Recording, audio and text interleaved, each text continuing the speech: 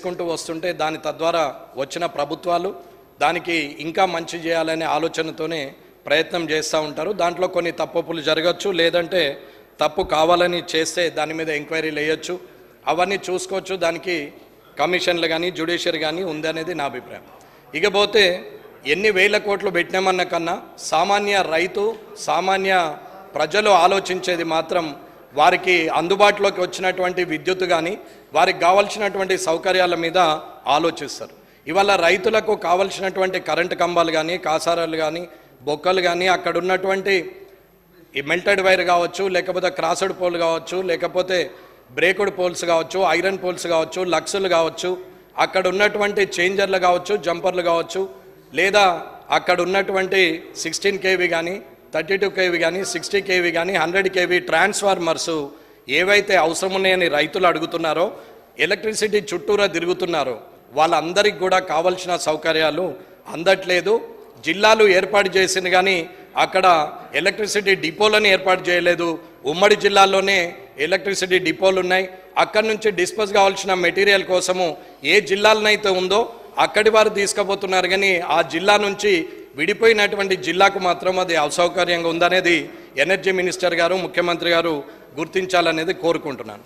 అలాగే ఇప్పటి వరకు జరిగినటువంటి సమస్యలలో కూడా ఒక రైతు ఓవర్లోడ్ ఉంది, ఈ ట్రాన్స్ఫార్మర్ నాకు కావాలని డీడీలు కట్టి వారు పంపిస్తే ఇప్పటి వరకు రైతులకు ఆ ట్రాన్స్ఫార్మర్లు వచ్చే పరిస్థితి లేదు.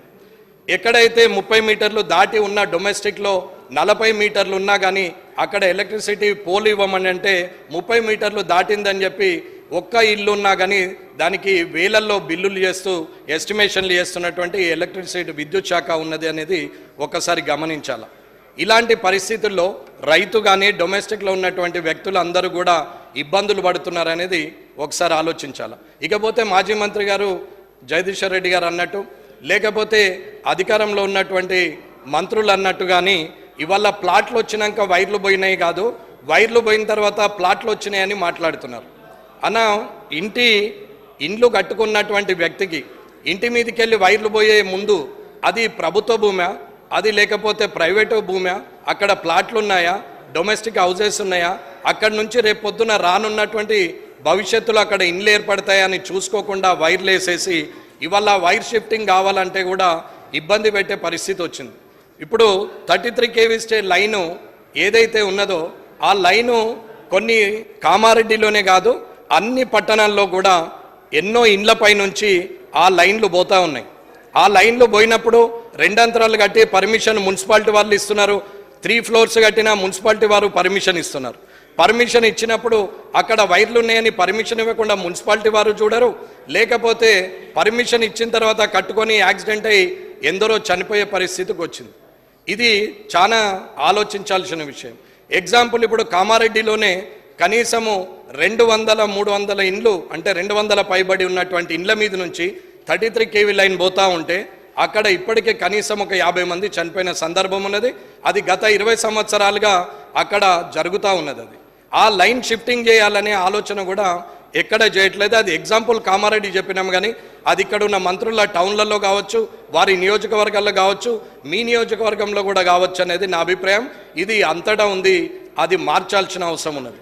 అది చేయకుండా ఇవాళ ట్రాన్స్ఫార్మర్స్ ఇవ్వకుండా ఓవర్లోడ్ కన్వర్జన్ చేయకుండా దాన్ని సరిదిద్దకుండా ఇవాళ 100 kV మీద ఎన్ని మోటార్లు నడవాలి, అది 60 kV మీద ఎన్ని మోటార్లు నడవాలనేది చూడకుండా సంవత్సరాలుగా ట్రాన్స్ఫార్మర్స్ రాకుండా డీడీలు కట్టిన తర్వాత ఒక్క సంవత్సరానికో 6 నెలలకో అవి రావడం జరుగుతున్నది. కాబట్టి ఇవన్నీ గౌరవ విద్యుత్ శాఖ మంత్రి గారు విక్రమార్క గారు కొంచెం చూడాలని, బట్టి గారు చూడాలనేది నా ఆలోచన. పోయిన ప్రభుత్వంలో వారు చేసినంత వరకు చేయొచ్చు, కానీ ఇప్పుడు ఉన్నటువంటి సమస్యలు, ఇప్పుడైతే నేను ఏదైతే చెప్పినటువంటి సమస్యలు ఉన్నాయో అవన్నీ సరిదిద్దాలి త్వరలోనే అనేది నేను సభాముఖంగా మీ ద్వారా తెలియజేస్తున్నాం. అట్లాగే ఇక్కడ ఉన్నటువంటి అన్మాన్డ్ ఉద్యోగులని, అంటే మనం ఎంత పెద్ద పని చేసినా ఏది చేసినా ఎన్ని కోట్లు పెట్టి ఏం చేసినా ప్రజలు ఫైనల్గా అర్థం చేసుకునేది వారికి అందినటువంటి సౌకర్యాన్ని. ఆ సౌకర్యానికి పనిచేసేది కింది స్థాయిలో ఉన్న ఉద్యోగస్తులు అనేది నా అభిప్రాయం. ఆ ఉద్యోగస్తుల్లో అన్మాన్డ్ ఉద్యోగులు అని చెప్పేసి వాళ్ళ పేరు పెట్టి 11,000 జీతానికి గత 15-20 సంవత్సరాలుగా పని చేపిస్తూ పోతున్నారు. వాళ్ళని ఇప్పటి వరకు గుర్తించినటువంటిది లేదు. కానీ ఇది ఎస్పీడీసీఎల్లో మాత్రం వాళ్ళని ఆర్టిజన్స్గా గుర్తించారు, కానీ ఇవాళ ఎన్పీడీసీఎల్లో మాత్రము వాళ్ళను గుర్తించలేదు. మిగిలిపోయిన ఉద్యోగులు ఉన్నారు. ఇప్పుడు ఉన్నటువంటి మాజీ ముఖ్యమంత్రి గారు, అప్పుడు ముఖ్యమంత్రిగా ఉన్న కేసీఆర్ గారు ఆ రోజు ప్రభాకర్ రావు గారికి చెప్పారు, సీఎండి గారికి, వీరికి చేతి నిండా పని కడుపు నిండా తిండి ఇవ్వండి, వీళ్ళని కూడా గుర్తించండి అని చెప్పారని చెప్పి అక్కడ వారు ఉద్యోగులు మొరబెట్టుకుంటా ఉన్నారు. అయినా ఇప్పటి వరకు వాళ్ళను కనీసం గుర్తించింది లేదు, వాళ్ళని తీసుకున్నది లేదు. అన్మాన్డ్ ఉద్యోగులను కూడా ప్రభుత్వం వారు ఈసారైనా చూసి గత ప్రభుత్వం చేసిన తప్పుల నుంచి అది సరిదిద్ది వారి జీవితాలను వెలుగులు నింపాలి, వారి కుటుంబ సభ్యులు సంతోషంగా ఉండేటట్టు చూడాలనేది నా ఆలోచన. అలాగే ఈ అన్మాన్డ్ ఉద్యోగులు అందరూ పనిచేస్తూ కాళ్ళు చేతులు పోయిన వాళ్ళు ఉన్నారు, ప్రాణాలు బొడగొట్టుకున్న వాళ్ళు ఉన్నారు. వారందరూ కూడా ఇవాళ ఇలాంటి పరిస్థితిలో వాళ్ళు దిక్కుతోచని పరిస్థితుల్లో వాళ్ళు రోడ్డు మీద ఉన్నారు. ప్రాణాలు పోయిన వారి కుటుంబాలు రోడ్డు మీదకి వచ్చినాయి. కాబట్టి అన్మాన్డ్ ఉద్యోగులను తీసుకోవాలా, వారిని సరిదిద్దాలా, ఆర్టిజన్స్గా గుర్తించాలా, వారిని ఎన్పీడీసీఎల్లో కూడా ఎస్పీడీసీఎల్లో ఎలా చేశారో అలా చేయాలనేది నా ఆలోచన అండి. అలాగే విద్యుత్ శాఖలో 20 సంవత్సరాలుగా మీటర్ రీడింగ్ చేస్తున్నటువంటి సభ్యులు ఉన్నారు. వీరందరినీ కూడా కరెంటు బిల్లులు ఇస్తూ ఇంటికి వెళ్ళి మీటర్ రీడింగ్ చూసి కరెంటు బిల్లులు ఇస్తున్నటువంటి వారికి కూడా ఇప్పటి వరకు ఆగమ్య గోచరంగానే ఉన్నది. వాళ్ళను ఎక్కడ కూడా తీసుకోవట్లేదు. వాళ్ళని ఇప్పటికీ కాంట్రాక్ట్ బేస్డ్ని అట్లనే చేస్తూ విద్యుత్ మీటర్ రీడింగు కార్మికుల సమస్యల్ని కూడా మంత్రి గారు చూడాలనేది ఆలోచించేయాలా. వీళ్ళు 2300 మంది ఇప్పటికీ పనిచేస్తున్నారు. అలాగే అన్మాన్డ్ ఉద్యోగస్తులు ఎవరైతే ఉన్నారో వారు 1400 మంది ఉన్నారు. 1600 మంది ఉన్న దగ్గర 200 మంది చనిపోయారు, కాళ్ళు చేతులు పోయాయి. ఇంకా 1400 మంది ఉన్నారు. వారిని కూడా గుర్తించాలనేది నేను కోరుకుంటున్నాను.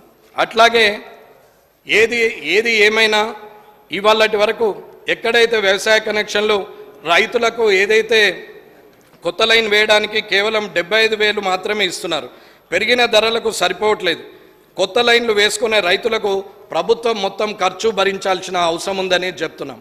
ఏవైతే ప్రజలకు అడగని హామీలను కూడా ఇస్తూ ప్రజలకు చెప్పడం కన్నా మీరు కనీసము వీరిని ఆదుకునే పరిస్థితిలో ఉండాలా. రైతులకు వారు ఉచితంగానే ఖర్చు లేకుండా ఆ లైన్లు వేయగలిగే పరిస్థితికి తీసుకురావాలని చెప్పి ప్రభుత్వాన్ని కోరుతున్నాం. అలాగే ఏదున్నా ఏం చేసినా కేంద్ర ప్రభుత్వం ఉదయ్ స్కీమ్ కింద ఏదైతే స్మార్ట్ మీటర్లు అని చెప్పిందో ఆ స్మార్ట్ మీటర్లను ఈ ప్రభుత్వం మేము వాళ్ళిద్దరూ ఒకటైపోయారు, మోటార్లకు కూడా మీటర్లు పెట్టాలని చెప్పారని వాళ్ళు మొత్తుకున్నారు. ఇప్పుడు ఉన్న వాళ్ళు వీళ్ళు మొత్తుకుంటున్నారు. ఏది అయినా కానీ రీఛార్జ్ అనేది ప్రతి ఫోన్లో ప్రతి దగ్గర ఇంటి దగ్గర ఉంటే వస్తున్నది. ముందు పేమెంట్ చేసిన తర్వాతనే డబ్బులు కట్టిన తర్వాతనే వస్తువు మన ఇంటికి వచ్చే పరిస్థితి వచ్చింది. ఇవాళ స్మార్ట్ మీటర్లు పెట్టడం వల్ల రీఛార్జ్ చేసుకొని ప్రజలకు అవసరం ఉన్న కాడికి వాడుకుంటారు, అవసరం లేనప్పుడు వాడుకోరు అనేది ఆలోచన.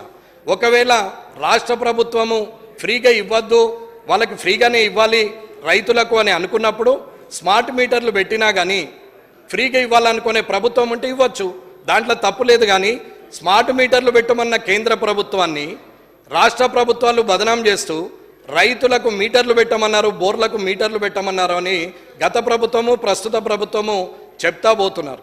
అది నిజం కాదు. స్మార్ట్ మీటర్లు పెట్టమన్నది ఉదయ్ స్కీమ్ కింద నిజమే. ప్రభుత్వం కానీ కేంద్ర ప్రభుత్వం కానీ ఒకవేళ ఉచితంగానే రైతులకు ఇవ్వాలని ఏ ప్రభుత్వాలు అయితే మాటిచ్చి మేనిఫెస్టోలో పెట్టుకొని ఉచిత కరెంట్ ఇస్తాం రైతులకని అన్నప్పుడు ఆ స్మార్ట్ మీటర్లు ఉన్నా కానీ ఆ స్మార్ట్ మీటర్ల మీద బిల్లు ఎంత అయితే అవుతుందో దాని బిల్లులు ఈ స్మార్ట్ రీఛార్జులు చేసుకుంటూ ప్రభుత్వం వెళ్లాల్సిన అవసరం ఉంది. ఉచితంగా ఇవ్వద్దని ఎవరు అనలేరు. మీరు ఒకవేళ ఉచితంగా ఇవ్వాలని రాష్ట్ర ప్రభుత్వాలు అనుకున్నప్పుడు ఆ బిల్లులు ఖచ్చితంగా కట్టచ్చు. కానీ స్మార్ట్ మీటర్లే వద్దు, మొత్తానికి అక్కడ ఉండాలంటే అకౌంటబిలిటీ లేకుండా డిస్కమ్లు మొత్తము ఇవాళ అప్పులలో కూరుకుపోయే పరిస్థితికి తీసుకొస్తే అది బాగుండదు అనేది ఆలోచన. ఇకపోతే ఎలక్ట్రిసిటీ విషయంలో ఎవరైతే ఆరోపణలు చేస్తున్నారో అవినీతి చేశారని ఇప్పటి ప్రభుత్వం అంటుంది. అవినీతి చేయలేదు, మేము నిజాయితీగా పనిచేసినామని గత ప్రభుత్వం అంటున్నప్పుడు హౌస్ కమిటీ వేయమని డిమాండ్ చేస్తున్నారు. మంత్రులు కూడా రాజీనామాలకు సిద్ధపడుతున్నారు. ఇక్కడ ఉన్నటువంటి మాజీ మంత్రులు కూడా మేము రాజీనామాలు చేస్తామని మాట్లాడుతున్నప్పుడు ఇద్దరు నిజాయితీగానే ఉన్నప్పుడు హౌస్ కమిటీ వేసి వెరిఫికేషన్ చేస్తే తప్పు ఎవరిదని తేలినప్పుడు ఇంకొకసారి తప్పుడు మాటలు మాట్లాడే పరిస్థితి రాదు అనేది నా అభిప్రాయం. కాబట్టి ఖచ్చితంగా హౌస్ కమిటీ వేసి వెరిఫికేషన్ వేయాలని కోరుకుంటున్నాను. ఈ అవకాశం ఇచ్చినందుకు అధ్యక్ష మీకు అందరికీ కూడా ధన్యవాదాలు తెలుపుతూ ఈ సభలో లీడర్ ఆఫ్ అపోజిషన్ కేసీఆర్ గారు కానీ ఇక్కడ ఉన్నటువంటి ముఖ్యమంత్రి గారు రేవంత్ రెడ్డి గారు కానీ కామారెడ్డిలో ముగ్గురం పోటీ చేసిన సందర్భంలో ముగ్గురం వచ్చి ఇవాళ ఇదే సభలో మేము సభ్యులుగా ఉండడం అని ముగ్గురు అలాంటి అవకాశం ఇచ్చినటువంటి కొడంగల్ గజ్వేలు కామారెడ్డి ప్రజలకు ధన్యవాదాలు తెలియజేస్తూ అలాగే ఇలాంటి అవకాశంలో ఆ ఇద్దరి మధ్యన నేను కూడా రావడం నా అదృష్టంగా భావిస్తూ